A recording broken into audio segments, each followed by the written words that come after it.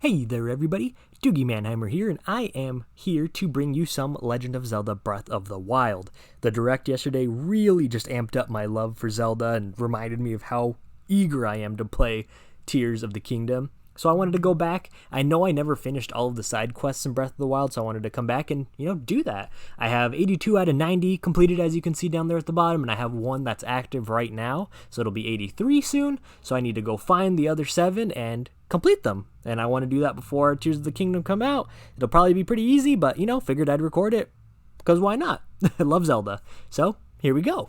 Alright, so we need to...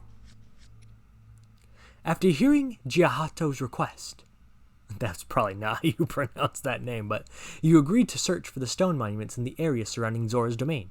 Not counting the monument in Zora's domain, there are 10 to find. So let us just head on over to Zora's domain.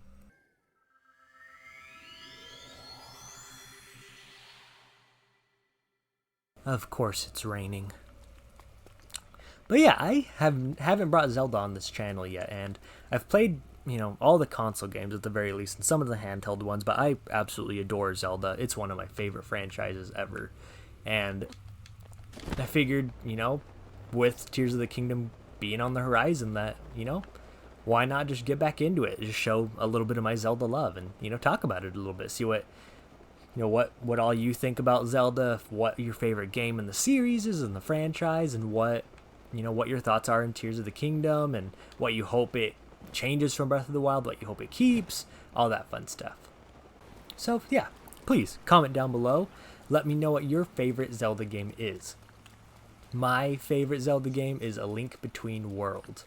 Now, one of my probably biggest Zelda sins is that I have never finished A Link to the Past. I have it, my save file on NSO right now is it's like 1 or 2 dungeons down. Then I never went back to it. So hopefully I'll be able to rectify that one of these days, but I kind of feel like I beat it, by doing A Link to the Past, and that is my favorite Zelda games, or not Link to the Past, Link Between Worlds, and that is my favorite Zelda game, so I feel like, by law of variation, I don't know, that it is also would be up there as one of my favorites, and I don't need to play it. And a lot of people say it's like a pseudo remake, so it's fine as is. But yeah, other than Link Between Worlds, my other favorite Zelda game is more than likely Ocarina of Time. And I know how basic of an answer that is, and that's everybody's favorite Zelda game, and blah blah blah, but I played it so many times. I played it on the 3DS. I played it on the 64.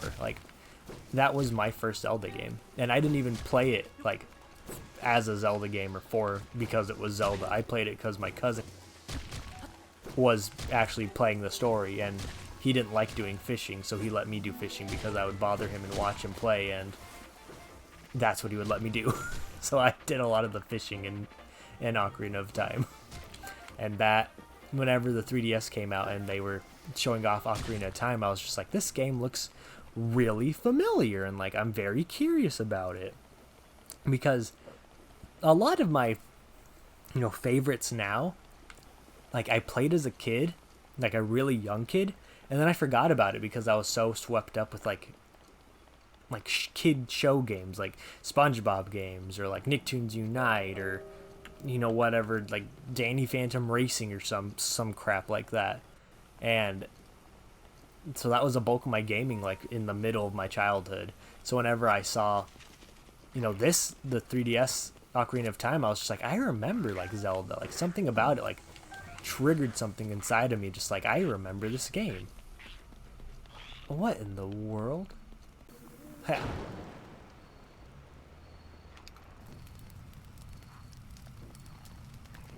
But yeah, that really triggered something inside of me. I need to play this. Something about it is giving me a lot of emotions or memories that I didn't remember that I even had.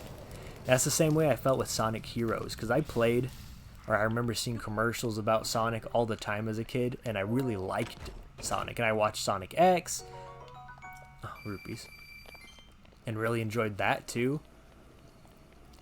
And when I saw my cousin play Sonic Heroes, I was just like, oh my gosh, like this is so cool. Like, what is this? And now it's my favorite Sonic game, more than likely for nostalgic reasons, but nonetheless is still one of my favorites. And so, you know, that's exactly what happened with, oh my god. This is not fun. Oh, Lord have mercy, I'm gonna die.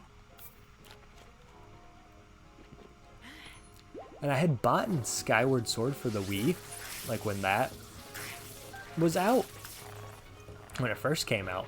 But I played like an hour of it and then I dropped it completely. It wasn't until like a year or two later that I picked it back up again and actually like completed it.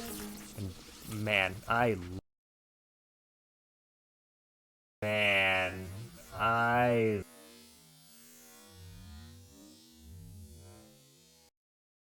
love Skyward Sword. The story, the way it looks, oh man. Like, yes, it did get repetitive, but other than Ocarina of Time, it's the only Zelda game that I've replayed more than twice. I replayed Ocarina of Time like at least 10 times, like on the 3DS. Master mode, reverse, mirror mode, whatever. I replayed it so many times. And Skyward Sword, I am in the middle of my third playthrough with the one on Switch. I played it once originally and beat it with my ex-girlfriend, who also really enjoyed Zelda, but she couldn't get through one of the dungeons, so then I helped her through it. And yeah, it was a really fun time. Love that game. Love the story. That's my favorite Zelda incarnation, is Skyward Sword Zelda. And I will die on that hill. 100%. She is absolutely amazing, stellar in that game. So, yeah. That's my Zelda experience. That's what I enjoy. I never played Wind Waker and Twilight Princess on the GameCube or the Wii. I played the HD, remasters on Wii U, and I really enjoyed both. I prefer Wind Waker over Twilight Princess, but I mean, they were both fun games. I never played them before, so it was nice to check those off my list. Majora's Mask, I never played the N64 original. Didn't have it. My cousin didn't have it, but I played the one on 3DS, and I know a lot of people say that's the inferior, Zelda, or way to play Majora's Mask. But I mean, I still had a good time with it. I enjoyed it for what it was. Thought it was really cool. Very pretty game. The 3DS did wonders for those N64 Zeldas, like for real. Had a lot of fun with the masks. I did all the side quests. Got what's his face? The super cool Link, the fierce deity mask, and beat Majora with that mask, so that was super cool. But yeah, I just love Zelda. I love Link. I love everything Zelda is and what it represents and what it does, and I can't wait for more of it. Breath of the Wild was, I've never been addicted to a game as I was with Breath of the Wild. Now my my fun memory with it is I got the like Master Collection or whatever the special edition was that came with that Master Sword replica, and that was like one of the most like daunting tasks, because when they announced it and it came out, it was literally sold out within like minutes, and I'm so happy that I was able to secure it. But the unfortunate thing was it was through GameStop, and GameStop is so bad at sending and shipping games that you pre-order on time that I didn't get it until like the Tuesday after the Switch launch. So I got my Switch midnight release that Thursday night, whenever it was that the Switch came out, and the only games that I had to play were 1-2 Switch and Snipper Clips. I didn't get to play Zelda until the Tuesday after the Switch came out. So I was unable to play this game I was so hyped about, and everybody on Twitter and online was just talking about it and raving about it, and it's like, oh my god, it's Zelda. And I was like, I can't play Zelda. I don't want to get spoiled. Like, it really hurt my heart. I almost bought another copy just so I could play it, because I could not wait for my copy to actually get to me. But I held out. I was not about to spend another $60 on a game that was already coming, that I spent like over $150 on or whatever. But man, it was absolutely terrible and agonizing just having to wait for that. Seriously, it was so bad. But yeah, and then like a week or two later, it was spring break for me because I was still in high school. Or no, I was in college at the time, like my freshman year. I don't know why I used Rivali's Gale. I could have just came down by myself, but no, that's just where that was. Oh man. Anyways, that spring break, I had my wisdom teeth taken out, and so that was absolutely the perfect time for me to just lay in bed, do nothing, and just binge Breath of the Wild. And then I powered through the story, and about like 40 hours later, I beat the story. And I was playing it on and off while school was still on, but I couldn't play too much. It was focused on school and my homework and whatever else was going on. But yeah, that week I got my wisdom teeth taken out. It was only Zelda time. Absolutely. Had a blast. Like I said, after about 40 hours is when I beat the story mode, beat the game. Beat the story mode of the game. And then I kind of just went side questing. Just had some real good fun with it. And I've just casually, oh my gosh, what am I even doing? Just casually after, like now I'm at like 130 hours of this game. Oh, here's a thing. Finally, I'm sure we passed like 6 of them. NANI? Oh. History of the Zora, Part 1. The Eternal Zora's Domain, as told by King Dorfin. The rains have blessed Lanayru since ancient times with the abundance of pure, clean water. Seeking a bounty of such water, the Zora gathered there. Thus, as the legends go, the domain was born 10,000 years ago. The land was also rich in ore, and so a unique form of stone masonry was developed to create our new home. The domain is one giant sculpture, a feat of architecture has drawn admirers the world over. Our great domain will ever stand as a hallmark of the esteemed artist who made it, an eternal symbol of Zora Prime. But yeah, I, have at least 130, 150 hours locked into Zelda now. And just slowly, casually, every once in a while, just boot this game up and try and do more side quests. And that's been a lot of fun for me. So, hopefully we can just continue this. I am not going to do the Korok seeds. Absolutely not. I have like 120 of them right now. There's no way I'm going to do that. That, for how worthless of a like end game prize that is, a little piece of poop. Like, no thank you, dude. Sorry, but no. Not for me. Owie. Oh my god, look at all these frogs. Come here. But yeah, that Tears of the Kingdom trailer yesterday, my goodness. It wasn't a long one. Certainly wasn't the best trailer, but it was good just to show us what we can almost expect. And I am in for just like pure tears, heartache. You don't call a game Tears of the Kingdom and not expect some sort of sadness to not happen. So I'm just hoping Zelda's okay. And Link's okay. And, maybe Tears of the Kingdom is just like, tears of like what happened 100 years ago and, sad for that, and that's it. Nothing more. That would be nice. That would be good.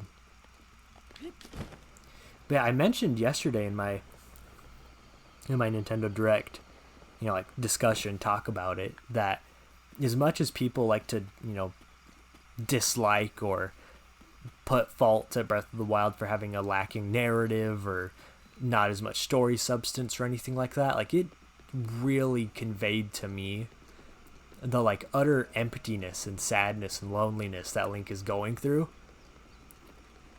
That all of his friends and all of his teammates, his comrades, are just gone, except for Zelda. And she's gone the whole game, but she's still alive, and that's the hope you're trying to look out for, but everybody's dead. This is 100 years later. Your consequences are being lived in.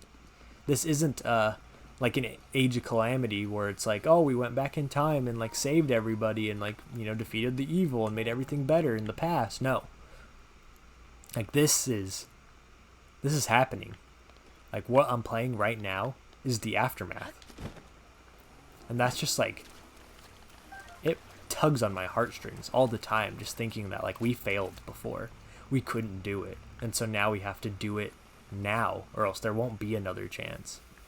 And that's just utter insanity to me. Like, bravo for putting that as, like, you know, that's what you're playing. That's how you're living. And, like, the sequel is going to be a continuation of that. Like, this is Zelda and Link's second chance at rebuilding Hyrule and making it into the former glory that it was before, you know, Calamity came through. Or making it even better than it was before. So I just hope it's able to continue upon that sort of, like, foundation that, at least for me, really set a strong tone for the game. Because I absolutely adored that point of Breath of the Wild. Absolutely, 100%. Oh man, where are these monuments, dude? Oh my goodness, hello, dragon. This is going to be a real rough time. This is going to be a very, very rough time. Expect a lot of cuts here in the near future because I don't know what else I would want to talk about. And this is taking a lot longer than I thought it was going to. Because I attempted this, you know, side mission years ago. Like when I first actually got it. And I never finished it. So I was like, I'll just go do some other ones. And then never came back to this one. So, yeah, it's going to be fun finding them all. Well, look, here's the second one. At least the second one we found this video. History of Zora, Part 6. Oh, boy, dude. Oh, no. Divine Beast Vah Ruta, as told by King Dorfin. When the divine beast Vah Ruta was first discovered at Zora's domain, my daughter Mipha hurried to see it. Those present that day say they saw an unusual sparkle of excitement in Mipha's normally calm eyes as she beheld Ruta. The princess spoke of the divine beast as she would a friend, and was overjoyed when she was chosen to pilot. I thought nothing of it at the time, but given the events that followed, I now regret allowing this to happen. I have spent many long years consumed by guilt. My dearest wish is that her soul will know peace. I pray for it every day. See, like, stuff like that, you're just like, gosh, dude, like, why is there such sadness in this game? Such guilt and loss. And that's what makes it so memorable in my eyes. And it looks like I do have to go very out of the way to be able to find these, so here's going to that. Ooh, cooking? I do need to cook some food. I'm running out of cooked food.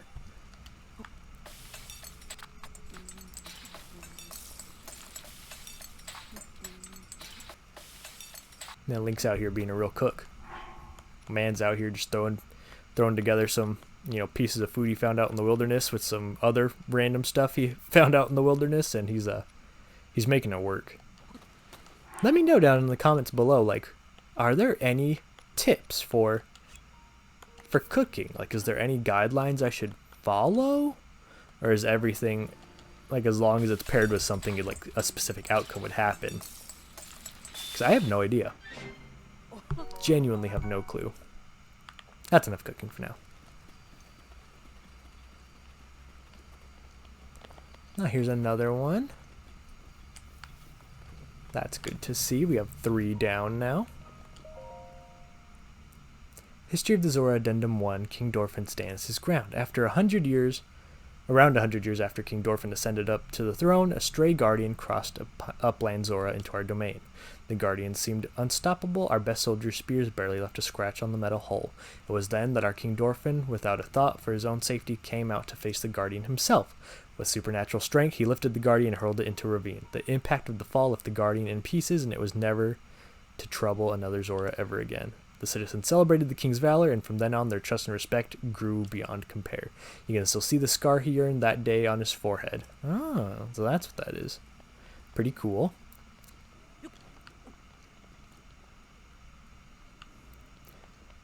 Oh look, it's probably a Korok. Yeah. Nothing to see here. Moblin. Also, whenever, you know, obviously this game touted just like you can go wherever you want and do whatever you want to do first and whatnot. But seeing, like, you know, early polls on Twitter, or like, you know, polls that were taken from people that played this game, like 60 to 70% of people actually came to Zora's domain first, and that's exactly what happened to me. So let me know if this is the first place you visited when you first played this game, because it seems like that's where the game inches you towards first to, explore everything. So let me know if this was actually your first location. Love the Zoras. Alright, our fourth one. History of the Zora, Part 7, The Hero Who Defeated the Lionel, as told by King Dwarf. Why is there, letters missing? There was a time when the people of the land were threatened by the something beast, the dreaded beast Lionel, who lived on Plymouth Mountain. But one Hylian drove the beast back and restored peace to the something. The Zora helm won in this fight is now north of something in the remains near the lake. It rests there to time is taking its toll on this. Agreed, dude. What? That was a lot. So we have found we have found 4 of them. And so now we need to back travel and find the other 6. Or maybe we should just go and talk to whoever gave us the side quest and see if he can tell us how far along we actually are. Where are you, whoever it was I spoke with? Because it says you're right here. Oh, I see. Right under here. Ho ho ho. Yes.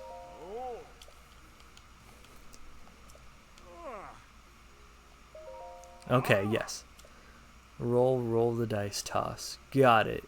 It is in this area here. It's the eastern grove of Zobodon Highlands. 4? Okay. So let's Zobodon Mountains. So I need to look over this way somewhere. Okay. Will you tell me another one? Yes, tell me. Near Lulu Lake, okay. Will you tell me more? Okay, no, you won't tell me anymore. Alright, so I got a Lulu Lake and Zobodon, whatever. Let's see. Lulu Lake. Jeez, I gotta go way up here for some of these. That's not good. Oh no. Okay. Well, let's just go over here then, because we have the travel medallion already here. Let's go to the Zobodon Mountains.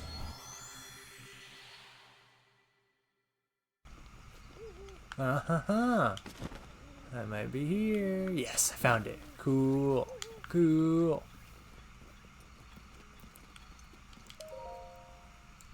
History of the Zora Part 5. The Sage Princess Ruto. Oh.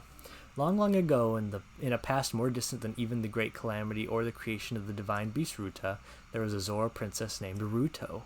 We know that she was an attendant to the Zora patron deity, and that she was a fair and lively girl beloved to all. Around that time, an evil man with designs on ruling the world appeared, bringing disaster upon Zora's domain. It is said that Ruto then awoke as a sage, facing this foe alongside the Princess of Hyrule and the hero of legend. Her achievements are remembered not only by the Zora, they are also forever etched in the history of Hyrule. The divine beast Ruta, built ages later to face off the Calamity Ganon, was named in honor of Ruto. The Zora princess, my sweet daughter Mipha, was chosen to pilot Ruta is surely a work of fate. Very good. Very excellent. Alright, so we got another one down right here. Alright, and then we can go over to Lulu Lake and see if there is one over there real quick.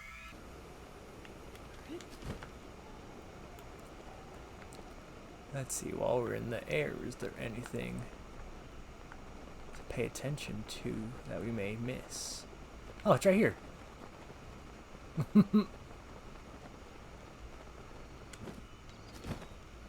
Perfect. History of the Zora Addendum 2. Prince Sidon's Great Escape. There was once a giant octorok in Hateno Bay, as large as a mountain, which terrorized the village's fishers. Hearing that of their distress, Prince Sidon went forth to personally eliminate the defending Octorok. But this Octorok was a tricky beast, and after the prince dodged one of the stones it spat, it inhaled him whole. Such had been the fate of many strong warriors who went to slay the Octorok, but not one had come back alive. Oh no.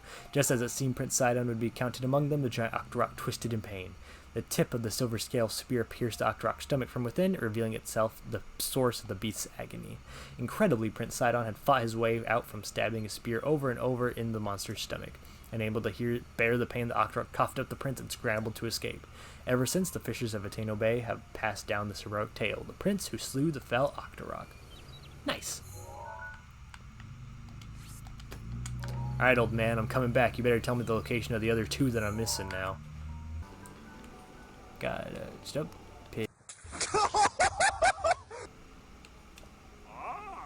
Below and to the south of Luto's crossing. Below and to the south. So you mean like here? Okay. Persons said below and to the south of Luto's crossing, and I assume right here is Luto's crossing. Correct. Alright, below and to the left. Or to the south. There. Oh, there's this one. Have we seen this one? Is this below and to the south? It is below and to the south. Light scale Trident, okay. The queen and I were blessed with a daughter as lovely as a jewel. We named our princess Mipha. To celebrate her birth, the smithy Dento presented Mipha with a gift, a mighty spear called the Light Scale Trident. Mipha grew into a bright girl and soon reached the age of receiving lessons from the royal family's Order of Knights. The whole of the royal guard adored her, especially Sergeant Seguin, who loved her as if she were his own kin. I don't know why I stuttered over that. Under Segin's instruction, Mipha owned her skills, and her radiance grew along with her skill with the Light Scale Trident. As a champion, Mipha made her people proud. However, once the great calamity struck, she was never to return. All of Zora's domain fell to misery. The merest thought of the princess was enough to overcome anyone with tears. As a way of offering her soul repose, they tried to send the Light Scale Trident drifting down the Zora River. But when they did, the trident began to glow, and Mipha's voice rang loud and clear for all Zora to hear. The Light Scale Trident and I are one. Abandon your grief and know joy once again. Do not cry, just remember. And so, keeping her request, on the day of the great calamity, the day that Mipha passed from this world, the Zora venerate the Light Scale Trident and remember their brave princess. Such is the origin of the Champion Festival. Dang, these, monuments are so sad. Oh, but they're so good. The northern cliff of Oran Bridge. Okay, so I need to go here. Alright, let's get over here then. Probably right there. That's what I'd imagine. Somewhere in this vicinity.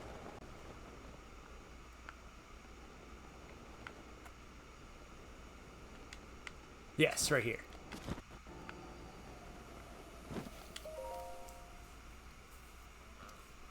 History of the Zora Part 2, A Reservoir of Hope, as told by King Dorfin. Once every 10 years, the Lanayru region experiences unusual heavy rainfall. The Zora River is flooded every time. The tides damage not only our domain, but our people, washing away poor souls and causing great suffering and disarray. The Zora King of the time, after seeking aid from the King of Hyrule, rode out to see what could be done. By joining the architectural genius of Zora and Hyrule's technological prowess, East Reservoir Lake was swiftly built.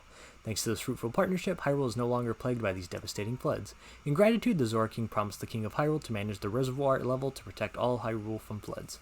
Each Zora King since has kept that oath, spanning 10,000 years. That is why the reservoir signifies our bond with Hyrule. Nice. Yeah. Now let's go back. We're done. Rivali's Gale ready, thank you. Old man, I'm coming for you. Link, it seems you checked all the stone monuments. Now then, please tell me what was written on all of them. Oh gosh.